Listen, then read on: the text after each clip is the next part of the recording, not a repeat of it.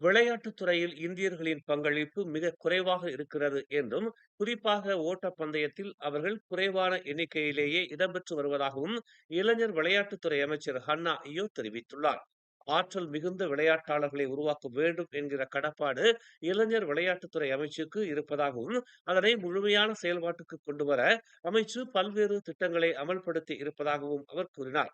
நேற்று அம்பாங்கில் உள்ள ஒரு உணவகத்தில் இளைஞர் விளையாட்டுத்துறை அமைச்சு ஏற்பாட்டில் ஊடகவியலாளர்களுடன் தீபாவளி உபசரிப்பு நிகழ்ச்சி நடைபெற்றது. இதில் கலந்து கொண்ட அமைச்சர் ஹன்னா ஐயோ மேற்கண்டவாறு தெரிவித்தார். இந்நாட்டில் செபாக் தக்ராவ் விளையாட்டை மேலும் பிரபலப்படுத்த அமைச்சு உத்தேசித்து வருகிறது.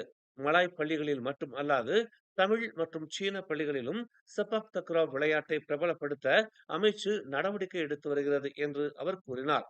ரக்கான் மூடா திட்டத்தையும் அடுத்த ஆண்டு முதல் கொண்டு வருவதற்கான அனைத்து முயற்சிகளும் மேற்கொள்ளப்பட்டு வருவதாக அவர் தெரிவித்தார். இதன் மூலம் விளையாட்டாளர்களை ஊக்குவிக்க முடியும் என்று அவர் கூறினார்.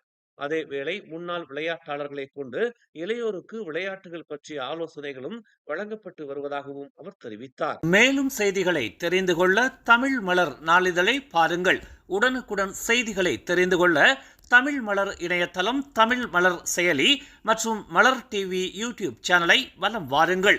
எங்களோடு இணைந்திருக்க மலர் டிவியை பதிவு செய்து கொள்ளுங்கள். உறவுகள் மகிழ்ந்திட விருப்பம் மற்றும் பகிர்வு சேவையை சொடுக்கிடுங்கள்.